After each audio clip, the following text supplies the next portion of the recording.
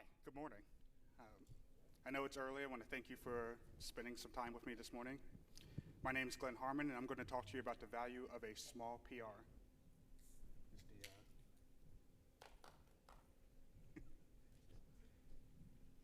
Awesome. Some places you can find me, I'm on LinkedIn at Glenn Harmon Jr. I post my movie reviews at letterboxd/gharmon. You can also find me on Twitter if you want to listen to me talk about basketball or movies. I also seek to pull people together and divide them based upon where you land on some of these issues.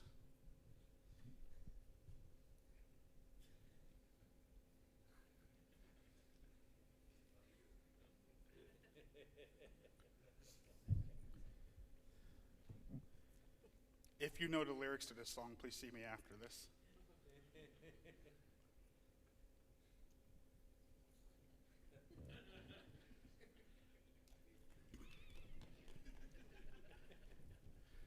A little about me, I'm a father, husband, cyclist, software developer, champion of tough conversations. If you need someone to tell you to get your stuff together, I'm your guy. I'm also the master of making others feel old. I personally feel old all the time. My wife and I have two beautiful teenage daughters, and they're both driving now. By a show of hands, how many of you remember going to the theater to watch this when it came out, or watch this when you were young? Good portion of us. This was released in June of 1994. For those of you that already remember this movie and are already starting to feel old, I apologize. It's only going to get worse from here. If we fast forward 25 years into the pre-COVID times, you may be more familiar with this release. But if we take that same 25 years and go backwards, we land at the moon landing. Now that within itself will likely have no bearing on whether or not you feel old. However, if you look at the timeline from the moon landing till now, the release of the original Lion King movie is actually closer to the moon landing than we are today. And as you can see, I woke up and chose violence today. Some of you are probably thinking, I didn't come to this talk this morning to have somebody make fun of my age or make me feel old. And you would be correct. So a note about this talk before we get started. This is an open discussion. No need to wait to the end. If you have any questions, feel free to interrupt. You can raise your hand, or if you're in the Slack channel, post a question in there, and it will be read to you. There's a lot of this that can be interpreted as subjective. The ideal takeaway from this talk is that even if you don't agree with everything I've said, you'll at least be armed with enough examples and talking points to articulate things that you would change or why you would do that. Lastly, I'm also open to feedback. If there's something that feels off base, please don't hesitate to let me know. So what is a PR? A PR is a pull request, duh. For some of you who don't know what a PR is, I'm sure that's still clear as mud. So let's say a pull request is used to evaluate changes to a code base before committing them to your app running in production. You can think of them as a peer review, someone or someone's to help sanity check before we add new code into our app in production. I tried to explain this to my oldest daughter the other day in passing using this analogy. If we were doing renovation on our home, think of it as a general contractor getting your approval before making an alteration to your house. I'm not sure if she heard me, but this is the example we're using today. I've been in tech now for almost 15 years, or maybe longer. I've stopped counting. In that time, I've worked for companies of all sizes, small, large, and any in between. And one of the things that have always fascinated me is looking at process. The companies that were able to make consistent, quick changes had one noticeable trait in common. It wasn't their size, it was their ability to review decisions with context at the correct time. In this talk, we're going to talk about how a big PR can obscure context be slow to review, slow to change, slow to deploy, and some other things. And we're going to talk about how we can gain an advantage by using small PRs. I'm of the belief that smaller PRs shipped more frequently improve the overall quality of the code for the author and the reviewers' lives.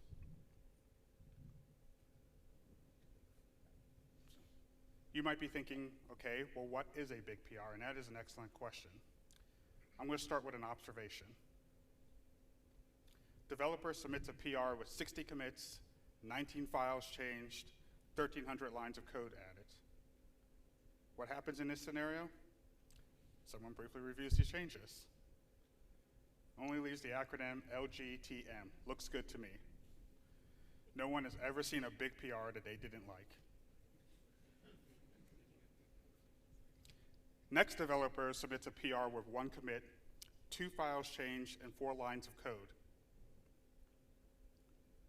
Now we have 7 comments with opinions all of a sudden. Feel familiar?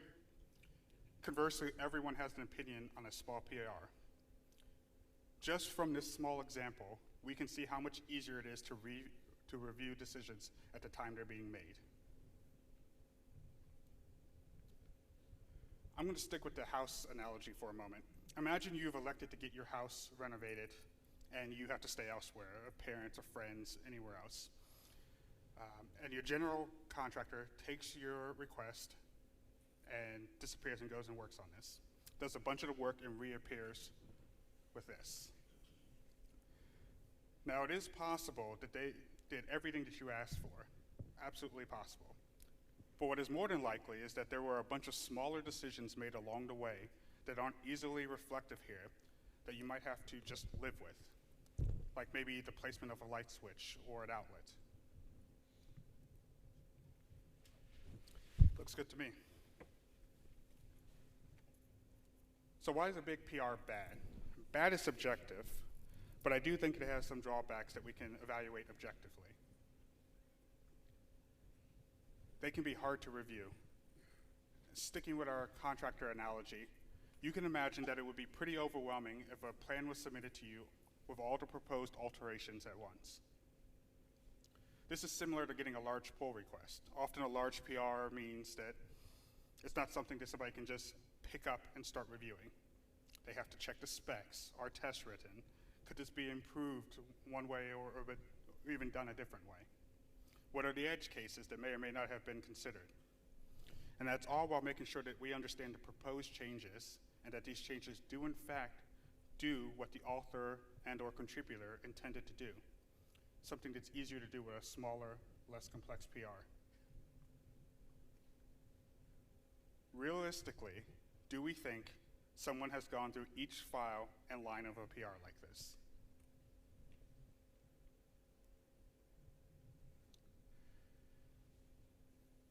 Big PRs could be bad because they have more than one responsibility. Doing more than one thing just adds complexity. It can be hard to revert or roll back if something was missed. It increases the chances of a preventable bug. For the purposes of this conversation, a preventable bug is something that's preventable. Think, if I were to introduce a bunch of new logic into an app and suddenly a user couldn't close out of a screen, that's a preventable bug. An unpreventable bug is one where a user invents a new way to use your app that you never envisioned.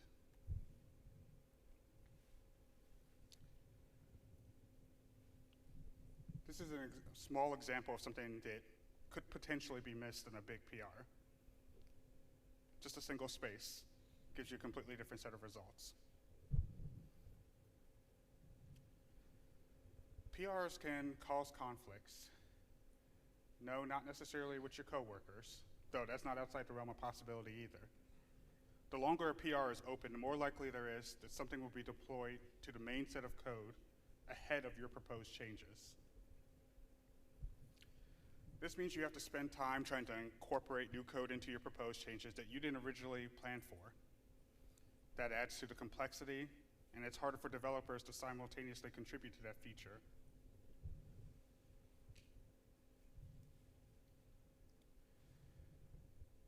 If we circle back to our contractor analogy, you might find it easier if you could discuss the list of changes as they were being introduced, like the need to move the door slightly or add or reduce electrical outlets. Talking through those individual choices at the time that they're being made, it's simpler to provide feedback or ask questions or generally follow what's going on. A large PR doesn't leave a lot of room for discussion on the choices being made. Why is this? Complexity. Something might stand out to the reviewer. Let's say, in this case, I'm the reviewer. Something may stand out to me that I'd like to change, but I won't likely have the reason for the decisions that you've made readily available. I might ask you for something that may seem unfeasible or doesn't fit with the requested code change. I might even hesitate to say something at all because I'm unsure of the scope. As the contributor or author, you'll often know the reasons why you chose to make a specific set of changes with no clear way to indicate that in the PR.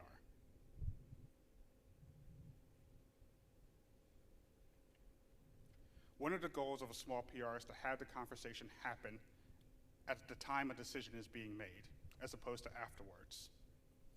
Or to put a finer point on this, we've all had that moment where someone tells us something right after we completed a task and thought that would have been more helpful to know before. Reusing this example, again, 60 commits, 19 files changed, 1,300 lines changed, no conversation. Again, no one has ever seen a big PR that they didn't like.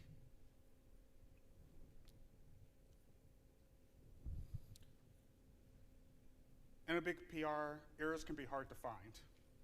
Congrats, you've worked through this new feature and feel super confident about the test and how it functions and is ready to go. Now imagine a bug comes up in review or QA, now what? Was it something you didn't know to test? A flaw in an assumption, a misunderstanding of a piece of code you employed. You now have to sort through this large change to figure out where you made a mistake and start the process over.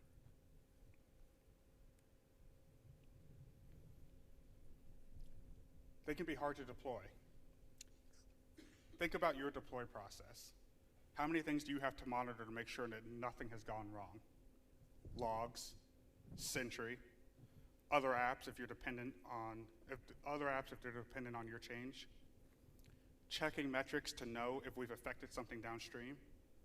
All of those things are even more necessary when we have a big, complex PR.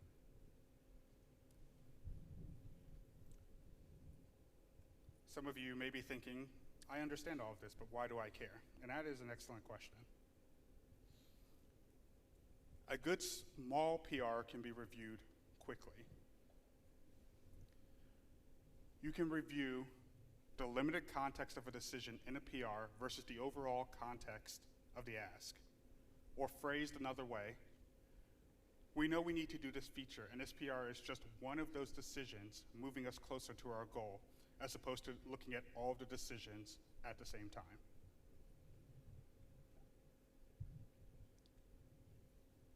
It promotes better discussion for authors and reviewers during the decision-making phase of this as opposed to afterwards. In this example, I was able to review and approve some changes shortly after the request was made because very limited context and could get in and get out.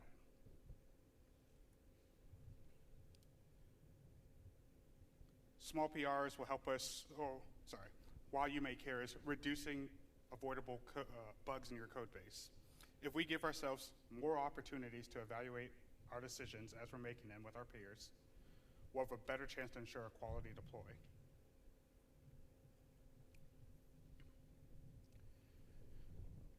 It's also an opportunity to work refactors in. A lot of small refactors and improvements can emerge from a larger project.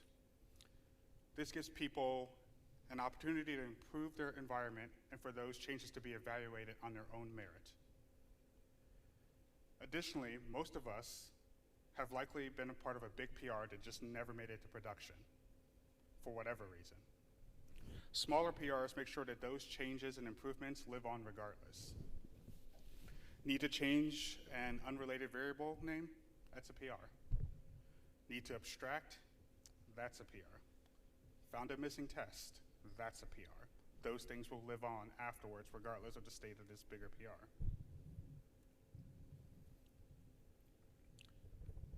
It doesn't block other developers, whether that be from trying to incorporate your big PR into theirs or because they need parts of your deploy in order to do their work. Smaller PRs allow you to ship more frequently, which will alleviate those concerns. Consequently, a faster and more trusted code review process leads to a faster product development. Faster feedback on your PR as well as faster QA. Fixing mistakes is easier. Fewer moving pieces at any given time.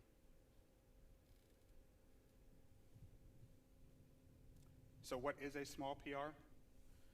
Small, much like big in this conversation, is subjective. But in this instance, I think there's some general food for thought we can start with. There is a Smart Beer study of Cisco Systems programming team that revealed that if code could be reviewed in under 60 minutes, that somewhere between 70 and 90% of all defects could be found before deploying to production. In order to achieve that, they made the recommendation that a code review should be no more than 250 lines of changes. I find it super interesting that there's a definitive number, but I think there are things that we can do which don't involve us counting lines. If I've convinced you at all so far, you may be wondering, how do we go about doing this? Well, let's start with making our PR do only one thing. Some of you might be aware of the single responsibility principle already. For those who aren't, and for brevity, the principle essentially states everything should only have one responsibility. If you're explaining something in layman's terms and you have to use the word "and," it's probably doing too much. First, let's make sure our PRs have an accurate title and description. For the title, it should be self-explanatory. Added a test for X, added a new route for Y. One of the first signs your PR is too large is if you can't give it a title that spells out succinctly what it's doing, or if your title has to use the word "and." For example, if you have a PR that says, I added a model for X and routes for Y in a single PR for the purposes of this discussion, that is a big PR. In this example, this PR title tells us that it's doing two things as opposed to the one, and is likely violating the single responsibility principle.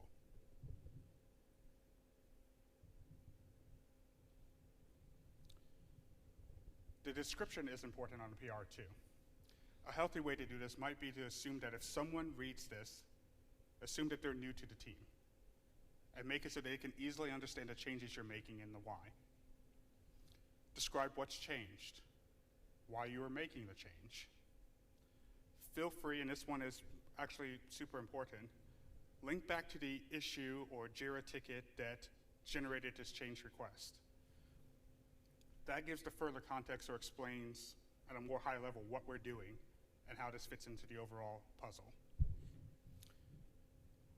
The linking back of the issue allows the reviewer to get additional context if needed at the time of making decisions. If possible, use screenshots and bonus points if you use alt text for accessibility. An example of a distinct title with description and a link back to the original issue. You might not know what precincts are or VCUs, but from the description you can tell that we're defaulting to zeros in some cases and not in others. We also have a link back to the original issue that caused the concern.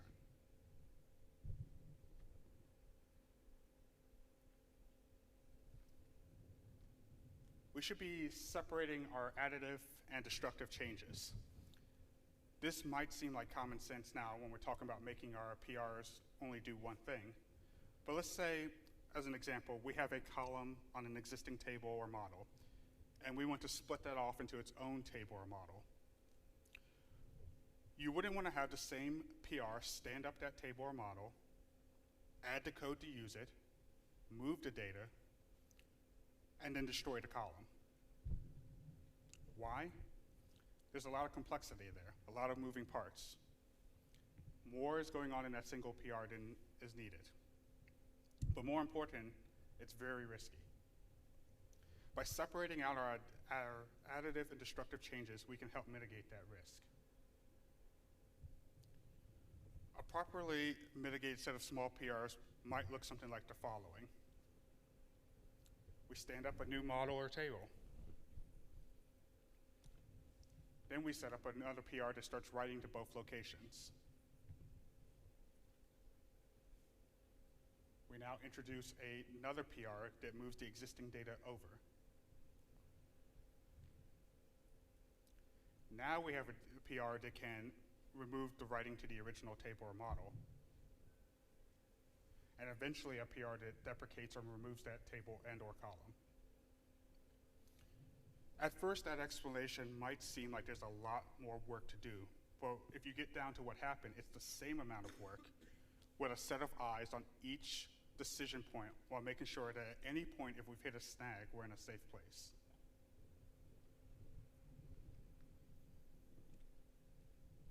Some additional tips and tricks. I alluded to these earlier, but to be a little bit more explicit, let's talk about some of the things that I've seen. Separating out our migration from our code changes, we were just talking about this, but if you don't have a DBA, you might find yourself responsible for making changes to the database. These changes should be done additively and separately from your code change. I use Ruby on Rails, so I would recommend a gem called Safe Migrations that would walk you through making these changes safely. But if you're not using Ruby on Rails, I would highly recommend finding a library to make this safe.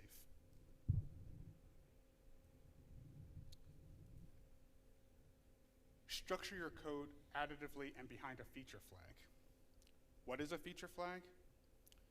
In short, it's a software development technique used to control the release of your newly deployed code to the public.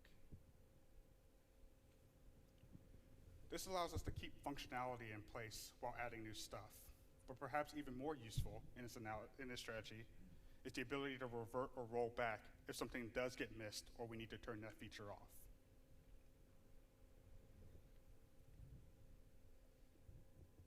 A reasonable question might be to wonder how someone would know if a PR is going to be big before they start. My recommendation is to start with tests first. You don't have to be a test-driven developer to try and understand what the end goal would look like. Starting with even just one high-level test will start to give you a feel for all the areas you might have to touch. That'll be a good starting spot to understand if this is going to be a big PR.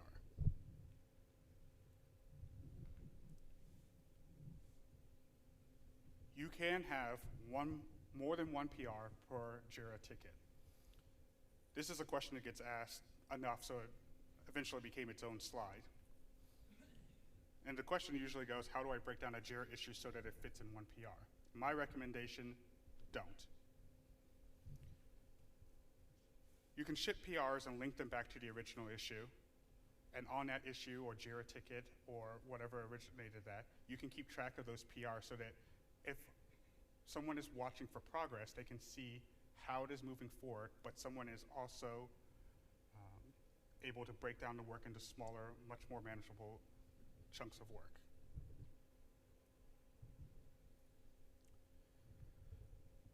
So let's put this all together in an example.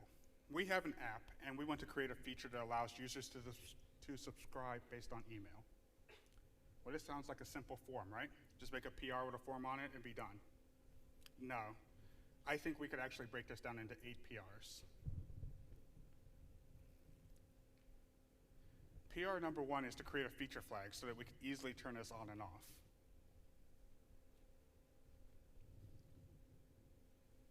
PR number 2 is to create the model to save the emails. This is actually our first decision point. What all do we need to know when we are getting people to subscribe? It's much easier now to have this conversation now before we have to go back and re-alter the code and all of the forms we might need to collect. PR3 could be creating our route and leaving it behind the feature flag. PR4, we can now create a controller. Here's another decision point. How are we going to handle errors? It's easier to have this discussion now before we've gone too far down the road and made any assumptions.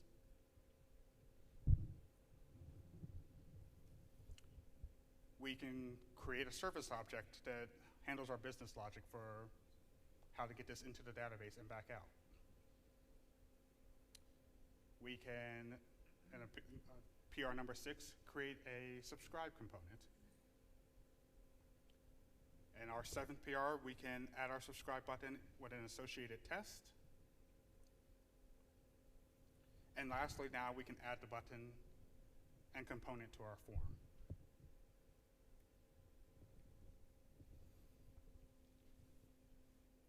I'm of the belief that smaller PRs shipped more frequently improves the overall quality of the code, the author and reviewer's life.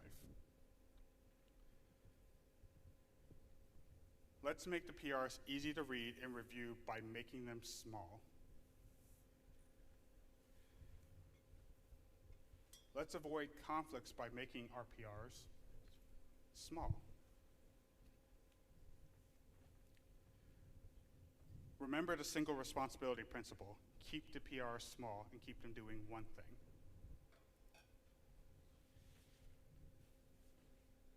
Let's deploy early and let's deploy often, and we can do that by keeping our PRs small. Looks good to me. I'll now open the floor to questions.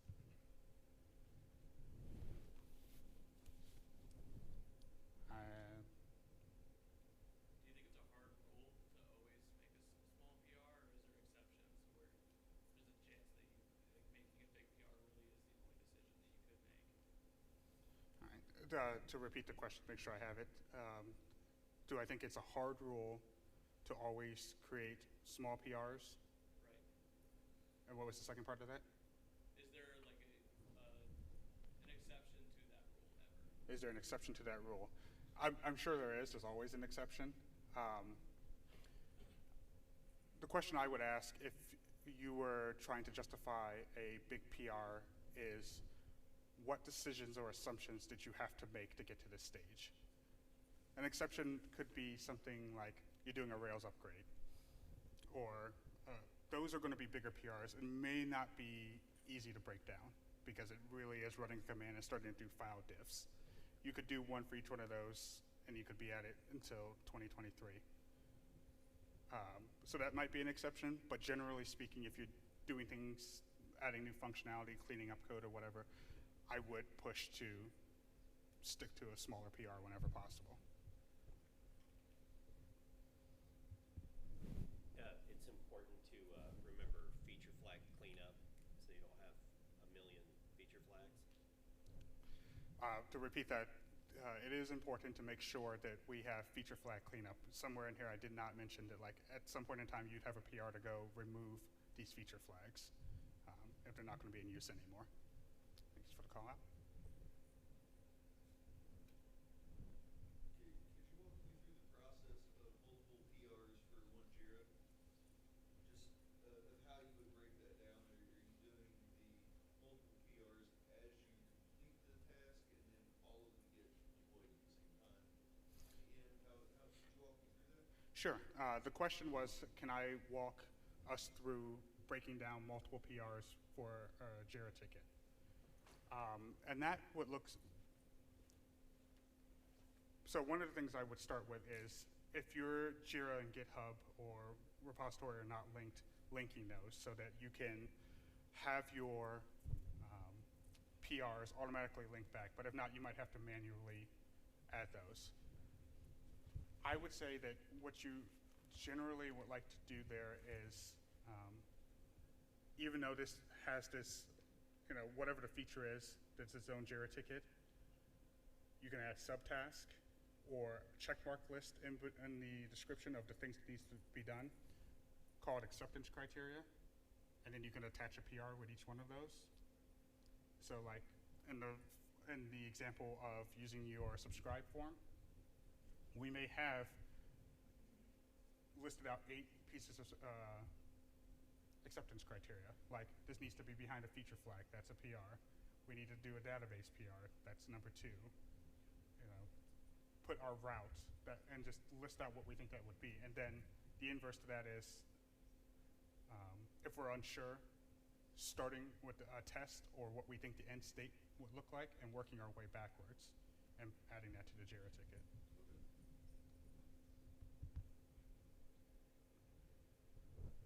Any advice on how to handle, better handle, if there's a known large pull request, what would be a good way to handle that? Would it be like a one-on-one kind of thing? Or should like the team assemble and everybody talk about it?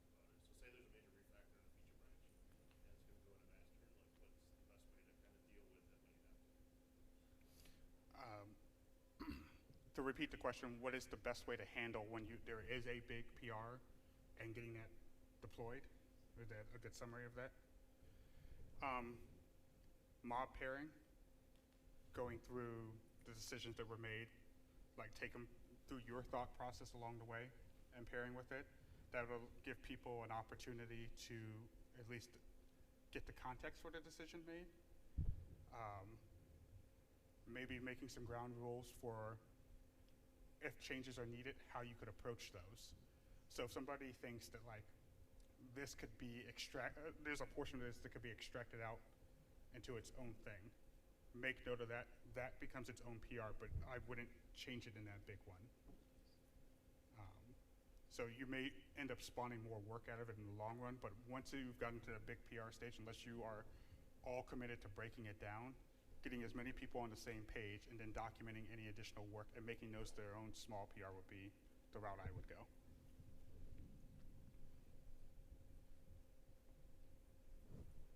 Do you ever feel like you lose context with too small PRs, right? Like, I know why this person, in a big PR, I can see why this decision was made this way because on the front end it looks like that or yada, yada, yada.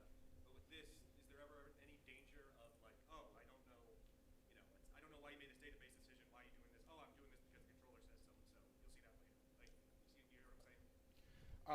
Yeah, so the question was, is there ever a danger of having a PR that's too small that you can't get the context, right?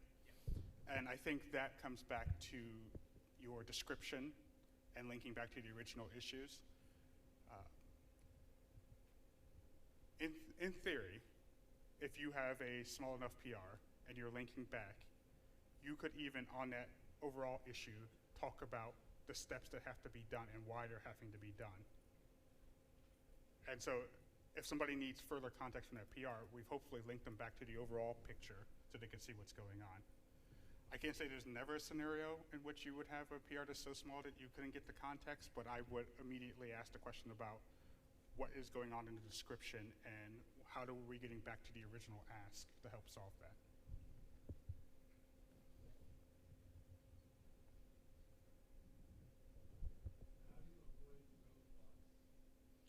How do I avoid roadblocks? Yeah, for instance, if you created your table, you need that PR merged in order to migrate the data, then you need that merged in order to, the next step.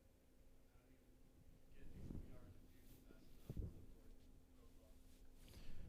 The question is, I'm summarizing, how do we get our reviews through quick enough that they don't become roadblocks for others? And the entire premise that I've been trying to articulate is that ideally a PR is so small that a review is a very small ask. I can't say we've all, but a lot of us have been in a situation where it's been hard to get a review done. We finished the work on Tuesday, it's Thursday, we're all sitting in stand up and we're like, I have this thing in review that I've been saying for the last 2 days. If somebody will look at it, I can move it. And chances are, it's not something they can just pick up for 5-10 minutes and do.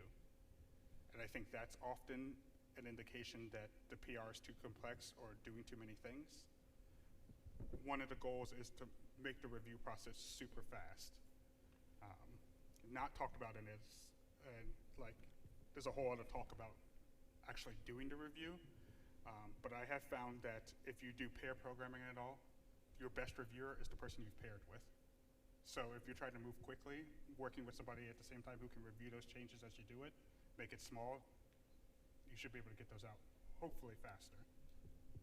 What about keeping yourself unblocked? Are you just working out the same unmerged branch? Like basic branches off unmerged branches to keep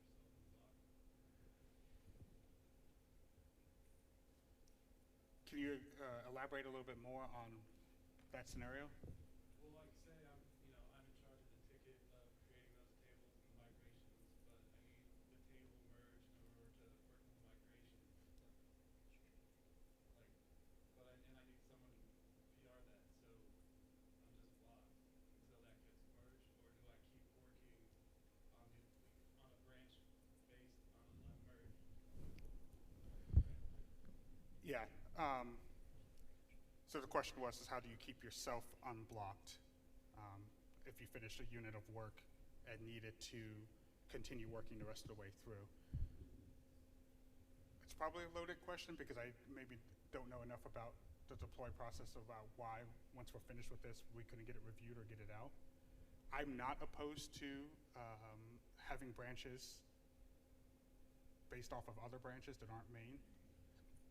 The trickiest part about that is that, or the whole reason for breaking these down into smaller PRs is that like that is a decision point. So in this case here, like the table or model, we're ready for this to go. But if somebody were to come back and say like, I need to add another column or whatever, I need to add another piece of data, and you've started working 2 or 3 branches down, you still have the same problem as you have with a big PR, which is a cascading effect of making changes in multiple places. So I wouldn't be opposed to that, but I do have questions about like, once we're finished this, why this couldn't go out. That may be more specific to specific deploy processes, things of that sort. I don't know if I've answered your question.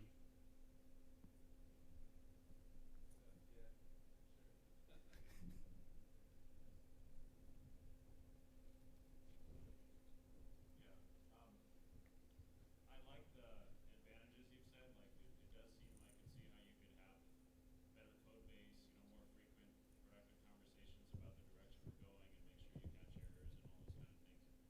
Do you experience a downside with, even if the PR gets reviewed, say within an hour, does that create a lot of context switching for the code? In the flow of a workday, hey, I'm working on this, I put in my PR, I gotta wait 45 minutes, so I'm gonna switch and work on something else now, put in that small PR, then I gotta switch and work on something else, then an hour later I get those back, and then is it too much switching to where I'm not able to focus and move forward enough? Yeah, that certainly can be a downside. The question was, is there a scenario where the smaller PRs can create too much context switching? You finish a PR and now you're waiting on a review, and so you're looking to do anything else, and now you have to switch context. Once it's reviewed, switch back. And I do think that is a potential downside, yes.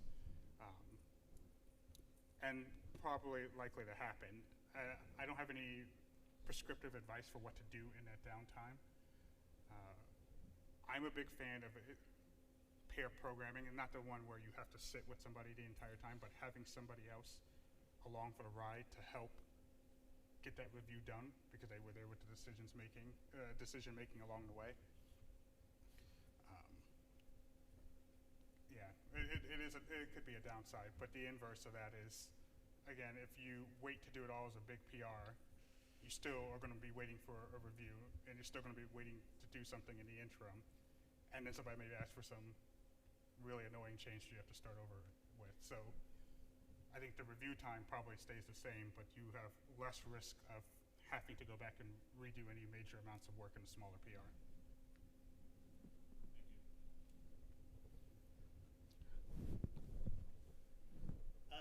One idea that occurred to me as you're talking is, rather than submit several very, very small PRs, I'm curious what your thoughts would be to having a single PR with several small but meaningful commits that are very easy to review in turn. And do you see any pros or cons to going one way or the other?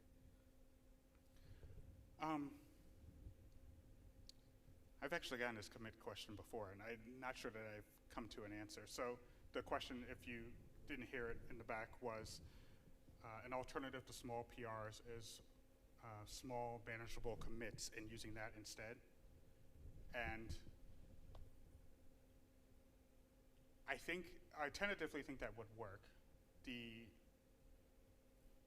trickier part about that is just making sure that somebody who's newer can follow what's going on.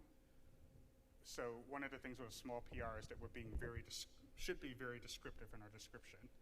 And if you and I don't work in the same spot, and if you were to show me the PR, hopefully I would be able to know what's going on.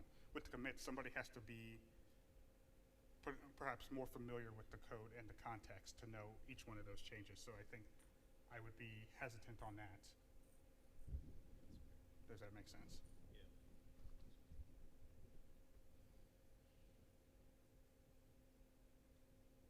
Any other questions? Oh, I can't see you under the light, sorry. Do you find that small PRs sometimes lead to too much conversation?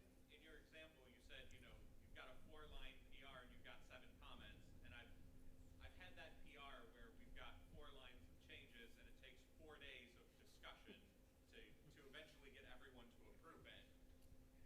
Yeah, so the question was, have I ever found that small PRs introduce too much conversation? Yes. All the time.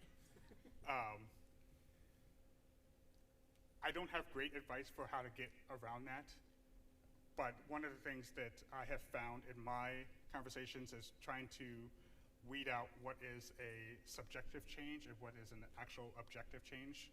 Like, if there's something that we need to talk about because it could objectively be done better, made clearer, could be tested easier, things of that sort. Something is a piece of code that's doing more than a single responsibility.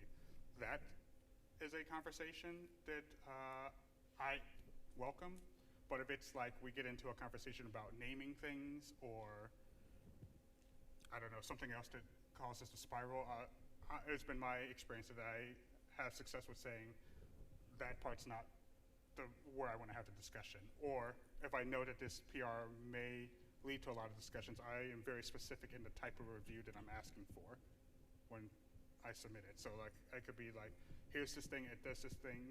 I'm looking for review on making sure that I have correct test coverage and this does actually do the single thing I'm looking for. I'm not looking for a review for naming conventions and things of that sort. So trying to be a little bit more explicit, but I do think it is a downside, and I've been caught in those loops and just wanted to delete the code base.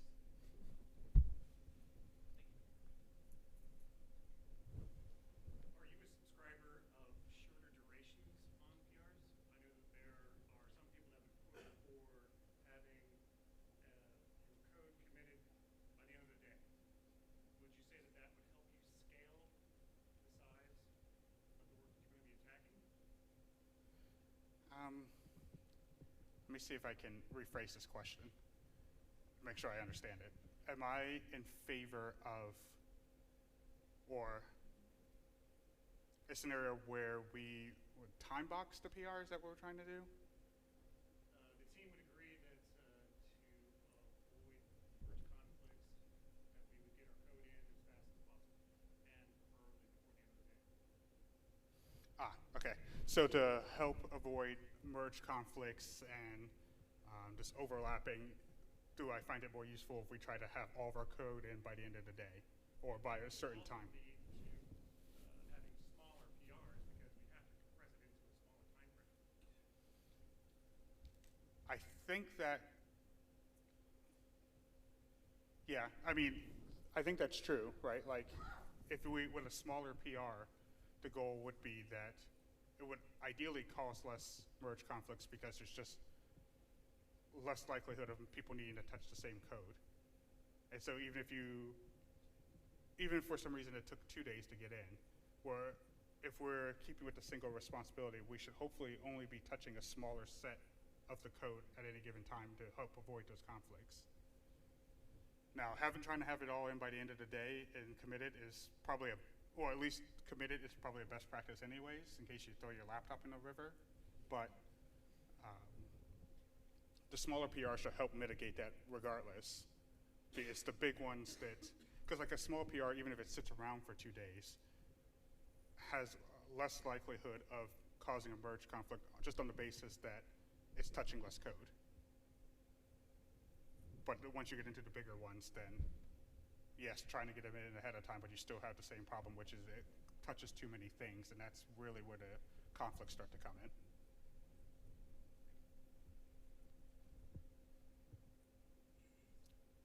Are there any other questions? I really can't see under this light, I'm sorry. You mentioned linking the PRs to the same Jira ticket, which I think is good. Any thoughts or opinions on subtasks in Jira versus reusing the same Jira ticket, the advantages? So the question is, do I have any thoughts on using subtask in Jira for keeping track of the work? I think that's fine.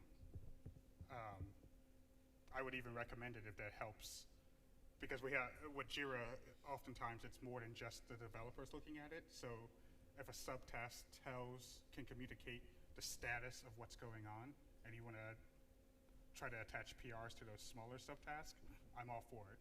Like, it'll help keep the communication going. I can't see this hand. Well, along the same lines, we've tied our Jira tickets to basically pull request changes. So as we move the pull request through, it moves the Jira ticket through our process as well. To help, product owners and that see the movement of that project. I'm curious how the subtask, I guess, would play into that kind of flow that we have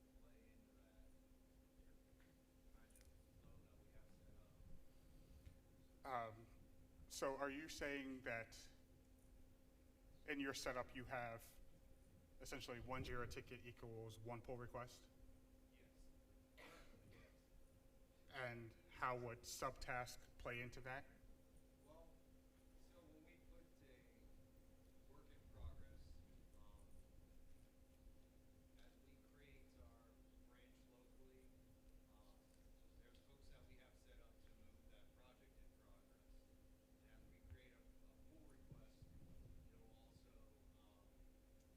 it will also move the project to code done. So it's doing that automatically for us. So I'm curious to try and figure out, I like the subtask idea, but I'm curious to see or figure out how those could play into our process that we have automated to tie the main ticket to the PR. I think in your instance, to repeat the question, that we have Jira tickets and PRs, and the PRs have hooks that will automatically move the status of the Jira ticket for us, and how subtasks might play into that. Because we're attempting to automate this and make it easy to see the status, in your specific instance, I almost would recommend breaking down the Jira tickets into smaller tickets. So that way you don't undo the automation, but that you can still use the hooks, but also break down the work. We've run into conflicts with migrations and that also. Using Rails, we try to separate out the migration, but it's tied to the ticket, and sometimes that gets confused because now there's multiple pull requests pointing to one ticket. So we run into some issues with that, so I'm just trying to think through that process using subtasks or, like you said, breaking them into separate Jira tickets. Yeah, in your specific workflow, based upon our limited conversation here, my first recommendation, or the first thing I feel like I would reach for, would be to break down the Jira tickets so that it could still be a one-to-one but smaller. Without those pre-commit hooks, I'd be tempted to reach for subtask to do that. But keeping it automated, I think in your case, just making breaking down those Jira tickets so that you can have one PR per one would be my recommendation, or the thing I would reach for. What if your deploy process only allows you to do 2 deploys a day? The question is, what if your deploy process only allows you to do 2 deploys per day? I'm not sure what merging the PRs look like in this process, but I still think that you would be reaching for smaller units of work. I would also say that if you could get to a stage where people are doing smaller units of work, you may be able to get to the stage where you could deploy more frequently.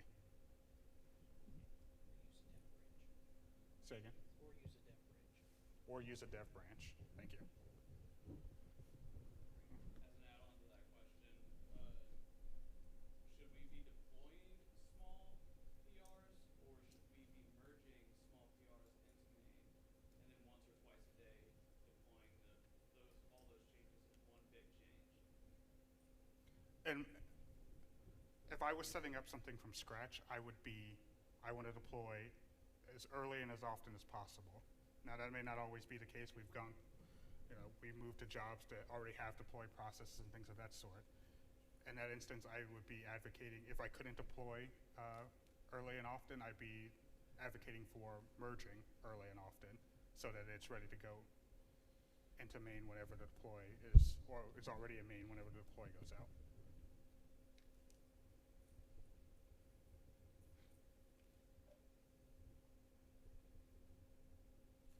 Any other questions? All right. Well, thank you for your time. If any of you happen to be looking for, Test Double has paid for me to be here today, so if any of you happen to be looking for your next gig, we are hiring. You can follow this link. And thank you for your time this morning.